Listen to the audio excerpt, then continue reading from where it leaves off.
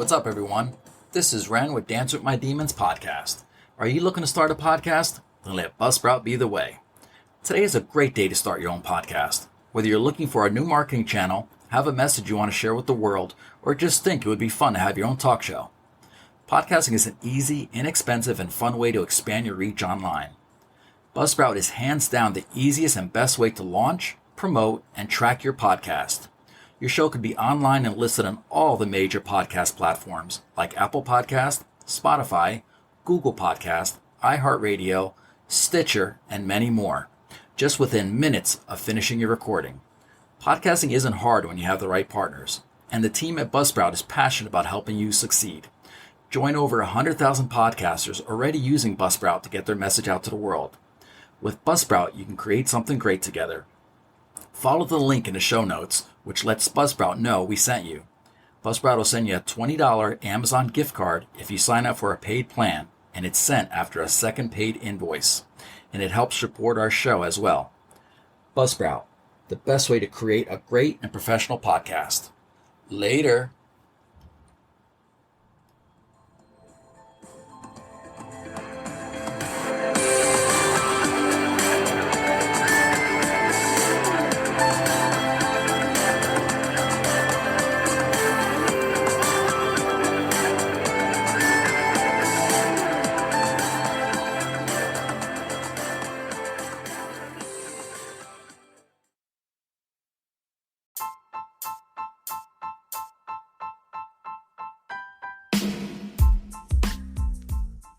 Hey, what's up? I'm Ren, the host of Dance with My Demons podcast.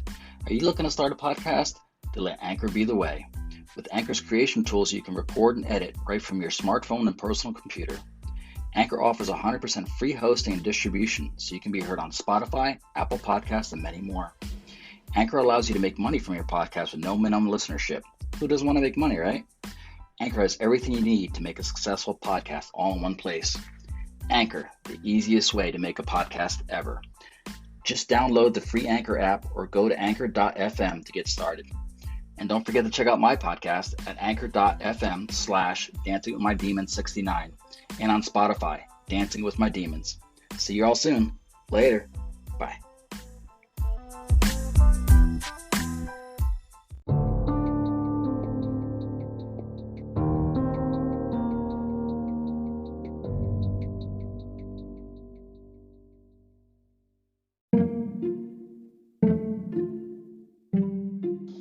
Hey, what's up, everyone? This is Ren with Dancing with My Demons podcast. I'd like to welcome you all back to another episode. This is episode 13. I've entitled Blue Monday, Blue Days. This episode is going to be about the trial and error that is trying to figure out meds and getting prescribed meds, and also about getting diagnosed properly. I want to start with the diagnosis because I've noticed, especially on support groups, but also in personal life, there's a lot of guessing and there's a lot of questions of am I bipolar, or do you think that person's bipolar, or doing the Google search or the WebMD diagnosis of being bipolar. And the best advice I could give to anybody who's questioning whether they are or whether they know somebody who is, that maybe they feel should get help, to make sure you get a proper diagnosis by a psychiatrist, because the God's honest truth, that's the only way you're really going to know what your mental illness or your condition is. It's by being diagnosed by a psychiatrist first. That's the starting point, because you could guess and you could see things in your loved ones and your friends and the people around you, or even in yourself. You see symptoms, things that you see on the internet or things that you've been told, and there's a lot of misconceptions behind it too. There's a lot of similarities, and there's a lot of symptoms or things that you may think may be bipolar or mental illness that just may not. It doesn't necessarily mean that you have a mental illness or you are bipolar. I never personally ever give like some kind of diagnosis. One, I'm not a doctor. I am somebody who lives with bipolar, and the only bipolar that I can ever diagnose or ever talk about with complete, knowledge is myself. That's the first and foremost. I couldn't speak upon anybody else or what I think or my opinion is, because that's not fair. I think when you put that out there to people, right away it triggers a thought or a question mark, or it makes them feel like, oh, maybe I am, or maybe this. In reality, that's not a real good way to start off in finding out. The best way is to get diagnosed, to get evaluated by a psychiatrist. Once again, very important. That's the starting point. Once you get past that point and you get the, the answers that you require or that you need, you can go from that point.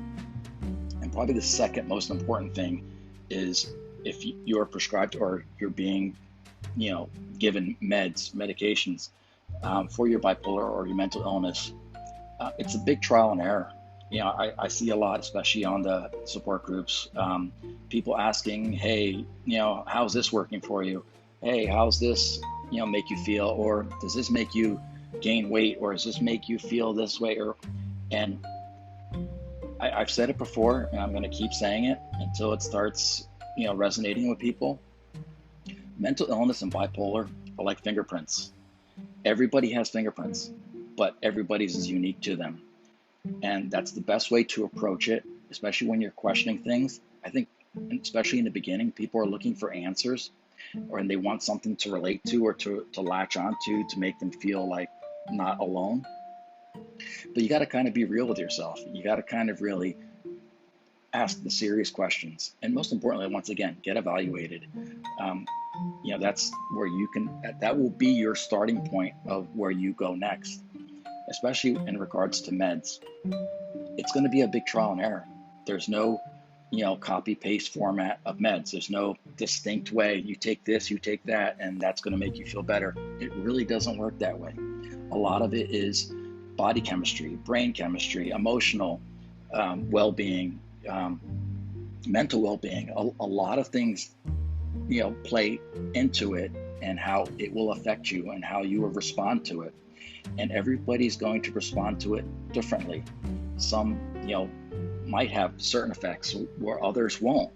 And so that's where it makes it really tricky. And I think people, rather than, it's great to have the support groups because it offers you help and offers you knowledge and information.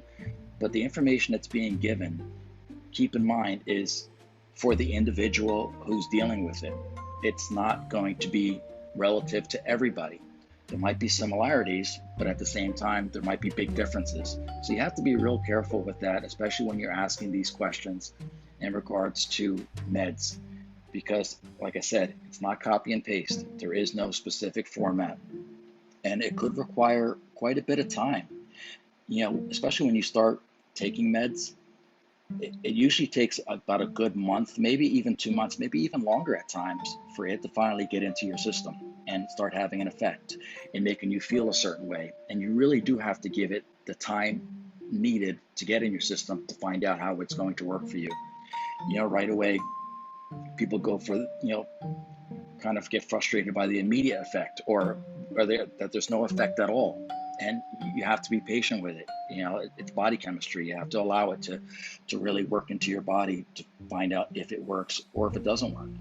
And if you're feeling like the particular medications that you're being given don't work for you, it's okay to question it. It's okay to go back to your psychiatrist and say, hey, I'm feeling this way. I'm not feeling right about that. I'd like to try something else. These are your choices, because ultimately the medications you're being given is what's going to help you in your recovery and help you manage and cope with your mental illness. So it's very important that you question these things. Don't just sit back and be like, I've taken this, and because I've done it. Trust me, I've spent my early years after being evaluated, I was very frustrated. I was very frustrated with medications. I was very frustrated with doctors and how they were treating me or how they weren't treating me. But ultimately, once I did find a doctor that suited me and somebody who treated me properly and I had to work through the trial and error with medications before I got to a comfortable level. And even then, if you do find a comfortable, mixture of medications or whatever medications that they prescribe to you, and you find something that seems to be working for you, over a period of time, there may be adjustments because the levels might need to be adjusted because your body does get used to it. So it might adjust. Things about you might change. Your weight, could play into it. Other medications you might be taking for other illnesses might play into it. So all these little variables play into how your mental illness medication is going to help you. So as you go along, and if you do find something that is working for you, that's great, but kind of, always self-monitor yourself and be, as years go on and time goes on, keep making sure that things are still working for you. And if they're not, talk to your doctor right away. Let him know, hey, I think we might have to adjust this because I'm starting to feel like it's not having that much of an effect on me anymore. Or if it's clearly not doing anything for you anymore, you may just completely have to try a new set of meds. I know that sounds shitty and it's crappy, and you don't want to have to keep, changing and doing all these adjustments to your life, especially when it comes to medications. But it's necessary. Unfortunately, it's a necessary evil in regards to managing your mental illness or your bipolar. Medication plays a big part, and constantly be self-aware and constant communication with your doctors and your family. If you have a good support group, which, I definitely recommend that you surround yourself with good people that are going to help you and keep an eye on you, and also help you be aware with yourself, because they're going to notice as well any changes in your behavior, that they question these things with you, that they question you about it, and make you think about, are things working properly, because it's these little variables that are going to help you manage your illness in the long run. And that's ultimately what you're going to have to do, because there is no cure for mental illness. There is no cure for bipolar. It's something that has to be constantly managed. You have to come to accept the fact that this is what you're living with. This is what you're dealing with. And you got to kind of, at some point, accept it. In the beginning, it's usually pretty hard. You can be in denial about it, and you want to resist and you want to fight. And even as time goes on, years can go by, and you can still continue to resist that thing that, I can beat this, because it does play tricks on your mind, and it can play with you. But that's the importance of self-awareness and self-monitoring, and also having a good support group. It's all these variables that are going to help you manage and cope and deal, with all these little variables in the long run. It's very, very important issues. So that's why I found it very important to talk about this episode, this particular episode about, meds and about evaluations. It's because of that. I see a lot of it. There's a lot of questions. There's a lot of people questioning whether they are bipolar or whether they have a mental illness at all. And that's why I can't reiterate enough how important it is to get evaluated. Don't just assume that you are because somebody tells you are. Don't just assume because you read it on the internet or you read a book that it's probably very knowledgeable, but it just might not be you. It's very important to be evaluated, to be looked at, to be talked with, to get a full understanding. Let them, who are the doctors, the professionals, evaluate you and make that diagnosis for you. Don't you do it, because you can make such critical mistakes that are going to be so harmful to you just because you tried to self-diagnose, and taking meds without being prescribed, or not really having somebody there to watch over you and prescribe you the proper meds, can be very dangerous as well. You have to be very cautious. You have to be very aware of these things. You have to be very careful.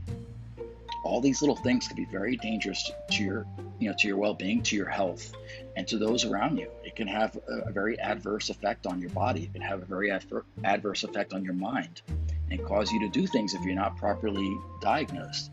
That's why it's so important.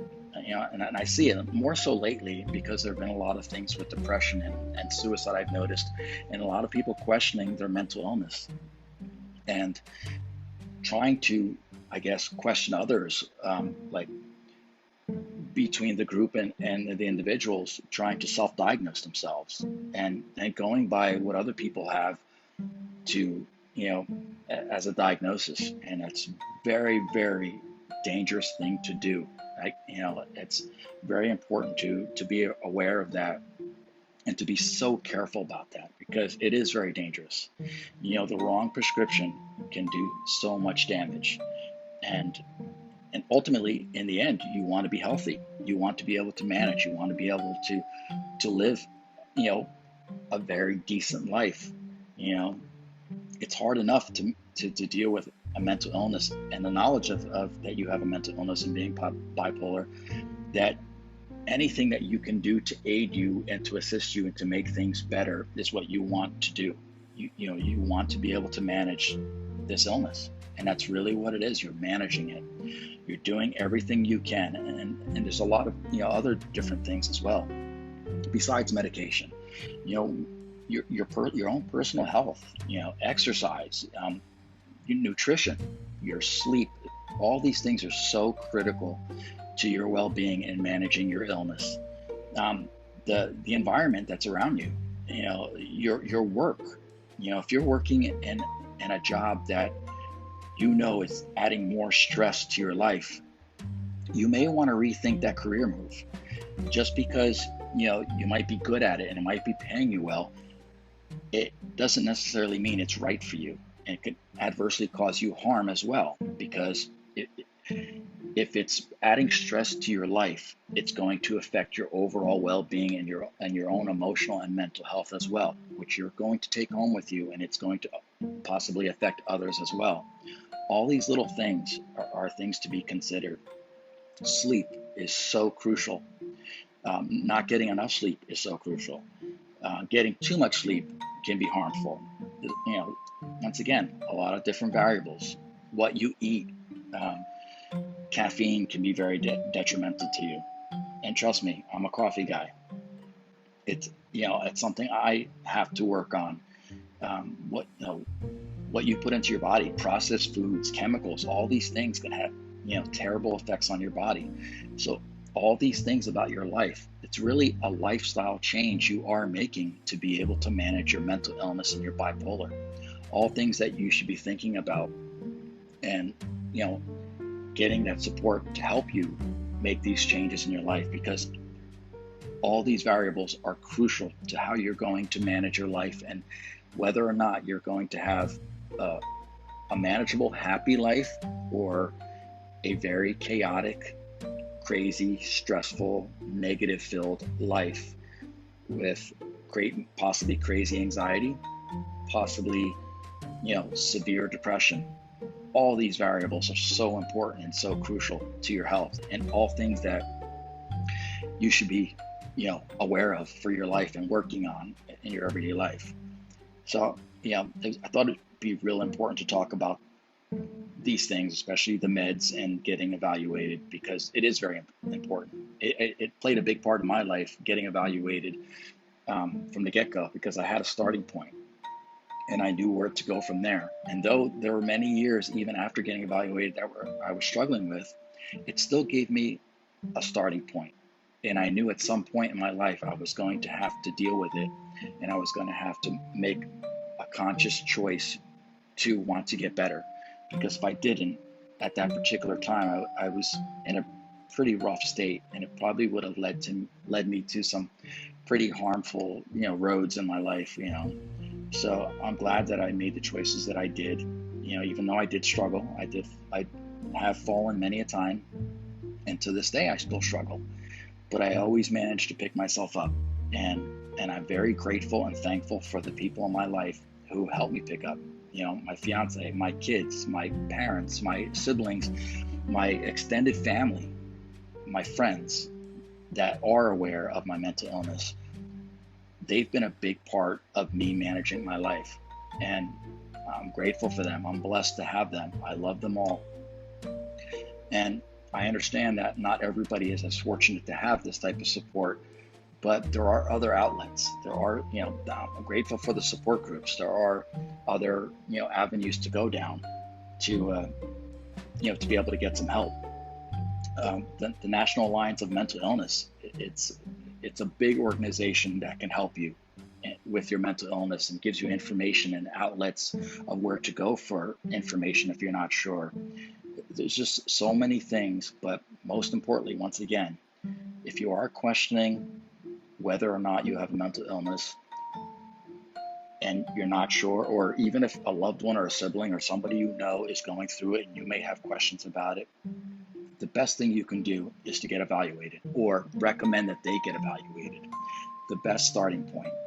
And if you are, dealing with meds and maybe you're new to the meds, or you've been frustrated because you can't seem to find the right group of meds to make you feel better or even out, which is probably the most important that everybody wants to get. People want to even out. Question it. Question things. Talk to your doctor. It's very important. Communication is so important. Don't just go to the internet. Don't just talk to people who aren't doctors, frankly, because they really aren't going to know unless, they've either have it themselves or are professionals who deal with it. They're just going by what they read in books, internet, what information, passing information, and it's not a good way to assess things. It's not a good way to diagnose things. Like I said, it could be very harmful. It could be very detrimental. It could have long-term effects to you. It could have immediate effects. So, with that being said, if you're ever in question, like I said, talk to your doctor. Let that be your starting point. So I hope this episode has helped somebody out there, because I know it's helped me, and this podcast continues to help me, and I hope it continues to help others out there, because that's one of the most important things about having this podcast is, I've said it just about every episode, it started out as having a voice, but it's also about the ability to help others. And I really, truly hope this helps somebody out there, because I know it's helped me.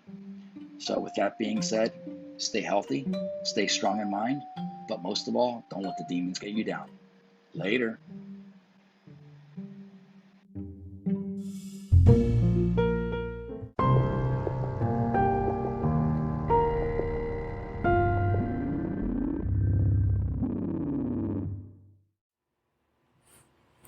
I hope you enjoyed this week's episode. I'll be back with an all-new episode very soon. Until then, you can catch past episodes of Dance with My Demons podcast on anywhere you listen to your favorite podcast on.